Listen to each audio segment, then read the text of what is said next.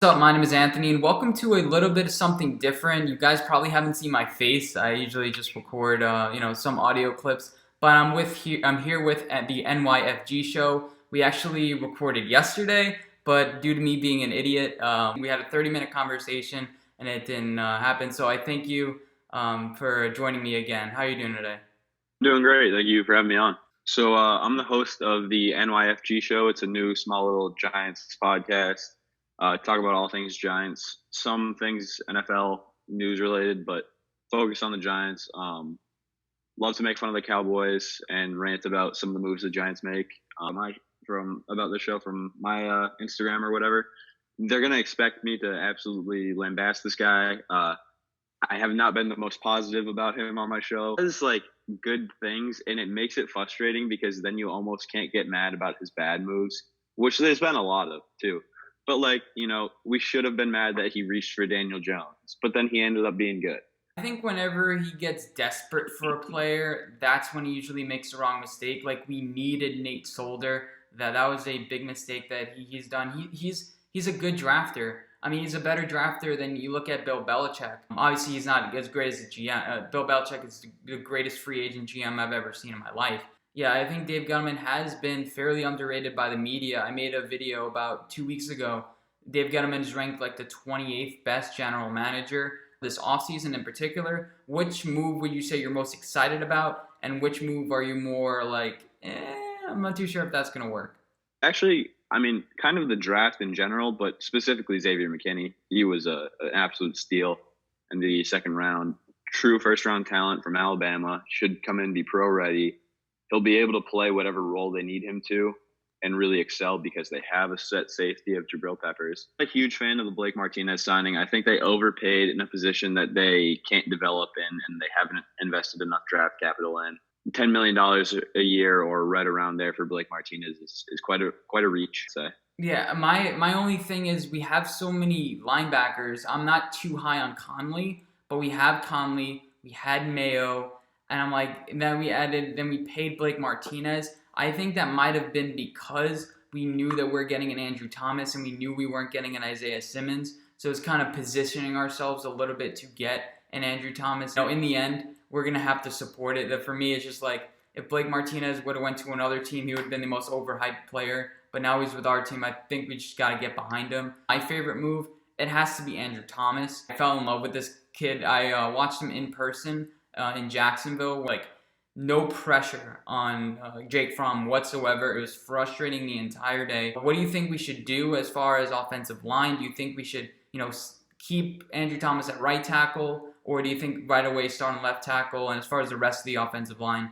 what are you thinking? It came out yesterday that they have opened all of the tackle spots to a competition at camp. So I see that.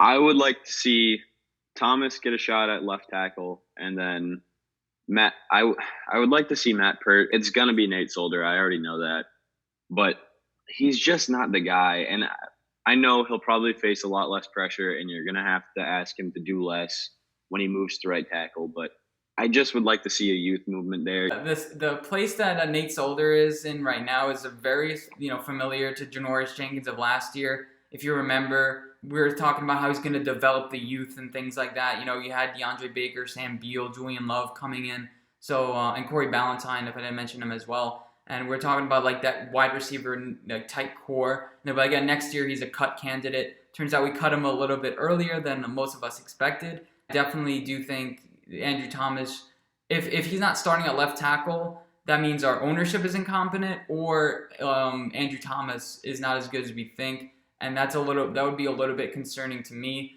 And a lot of the offensive line is just communication errors. Not with Nate Solder. Nate Solder was just a little bit of a turnstile there, but I think that our offensive line, really with Mark Colombo, his intensity, his being able to train, and his working relationship with Jason Garrett is really going to help us this year. What are your thoughts on that? You're right. Like, I just want anything that will happen to help their development.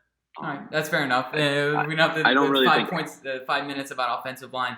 As far as moves go, I would have liked to see us get DeAndre Hopkins for what the Cardinals paid for him, but that's really not that realistic.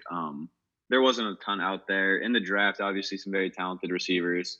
If it got to the second round and McKinney was gone, I would have been okay with going with a receiver, whether that was I'm not sure if like Laviska Shenault was still available or Denzel Mims, but we have about 3 guys that could be, or at least 2 guys that could develop into the number 1 receiver. So I'd rather just give them time instead of hindering any development. I don't think Slayton's really there yet. He can be a monster going forward, but just hinder your expectations for this year. Don't force him into a role that he's not ready for. It's natural for Giants fans to do it. I mean, last year, I guess for a good reason. Everyone's like, this year Evan Ingram is going to break out. This year Nate Solder is going to play well. This year this X, Y, and Z player is going to play well. If you're a Giants fan, just understand, like, not everybody can all of a sudden break out. There are going to be some disappointing players on this team. We still have Dexter Lawrence and Davin Tomlinson. All 3 of those guys are like good run stuffing guys in the front 7, D tackles type. They force a little bit of the pressure. They take a double team. And then, you've improved the secondary. So with all those things coming together, I am expecting at least one of the linebackers to have a much better season. Oshane was definitely a good pick. I mean, I remember just waiting after that early second-round pick, and it just felt like forever until, we called the Oshane's name. But a lot of Giants fans, just even from the pre-draft process, really fell in love with Oshane. He has decent bend around the edges, decent speed. Doesn't have the greatest amount of power, but if he can just produce some sacks and just be there in key roles, key third downs and be able to get to the quarterback, that's all we really need. You saw what that team did after he got there, and there was like quite a big difference. He's so good in the run game. He's a big presence that forces a double team, and the Giants just don't have that right now, even when Davin Tomlinson was the only guy there. And then you have a guy like Dexter Lawrence behind him to help develop. So I don't really think you need Davin Tomlinson. It'd be an interesting trade piece, maybe. My problem with Leonard Williams is he didn't really show that like tenacity when I was watching him on film. He didn't show that drive and like I'm gonna get to the guy, because it seems like he's always double teamed. That's partially why as well. I really like Dalvin Tomlinson. I think he's really underrated. But the question is, what are you gonna have to pay him? Spent a 3rd and a 5th on him, and that would just be thrown outside the waste. But I mean, the Oakland Raiders got rid of a 3rd and a 5th, and I think they're doing not perfectly fine, but they're doing pretty good. So it wouldn't be the worst thing in the world. All right, so the first key, and this is like the most important one probably, is the success of the run game. Almost all of the Giants' wins this season will depend on how well they're able to run the ball, how often, how creatively they can make it. You don't want to just have 2 plays up the middle and then the 3rd down is a passing play. That gets a little like easy to predict. So it'll be interesting to see how they work Saquon Barkley and creatively. He's going to have a breakout season, in my opinion.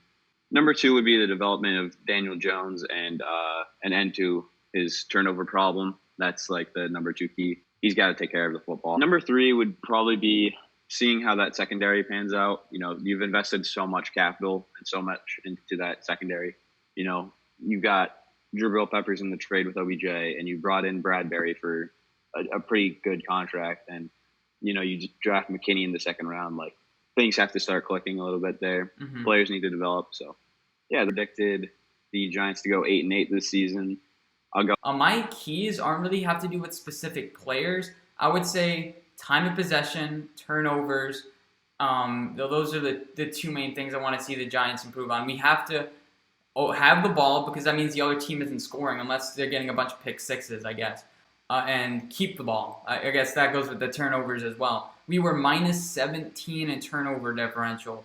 That was the worst in the league with the Chargers. I'd like to see that get closer to even, closer to that 0 mark. And that's, the top teams don't turn the ball over, and they they cause turnovers. And we brought in some playmakers now. We have Jabril Peppers, who, he's all over the field, it feels like, causing turnovers that play against Minnesota. Then you have Darnay Holmes, who, he feels like every single time he's trying to strip the ball, especially, last but not least, Xavier McKinney, who, Alabama, Nick Saban, he gave us his blessing, so I'm believing it. I'm not 100% too high on Xavier McKinney. I'm just being a little cautiously optimistic because, safeties from Alabama, you never know when things can go a little bit awry, but, Landon Collins was a valuable piece to us. It's hard to, predict your team not winning more than 7-8 games. We've won 12 games over the past 3 years, albeit with a team with a declining Eli, yada, yada, yada, rebuilding. Feel like it's 6-10. I think we can surprise in some games, like with the Ravens, I really do think that we're matched up well against them. Redskins will probably beat twice. So there's at least 4 or 5 wins in the schedule. It was just kind of disappointing when the schedule came out. It's just like I'm trying to count the wins, and it's like I can only come up with 4 or 5. And players start getting injured. That's just kind of how football works. But you saw what happened when Barkley was off the field and how much Daniel Jones thought he had to do. He was forcing the ball into areas that were not working. A lot of his fumbles came during that time. When players like Evan Ingram and Sterling Shepard were out last season, you just didn't have the weapons to play. So that offense could go horribly wrong if players can't stay on the field. Evan Ingram, Sterling Shepard have had a history of injuries. My biggest worry is just that Andrew Thomas is not as good as people say. I don't know why. It's just in my head. Like I love Andrew Thomas. I think he's going to work out. But my concern is like, and something happens to Andrew Thomas, gets injured, mental things. I don't know, something happens. I just really hope that we can finally solve this offensive line issue, because that's the core of the team. I really do think, because it sets up Saquon, it helps Daniel Jones develop. It makes it doesn't really help Sterling Shepard, I guess, at all, because he's still injury prone. But yeah, those are some of the things that I'm thinking about. And do you have any last words or anything you want to talk about? Anything itching? No, I think that's pretty much it. Thank you for having me on.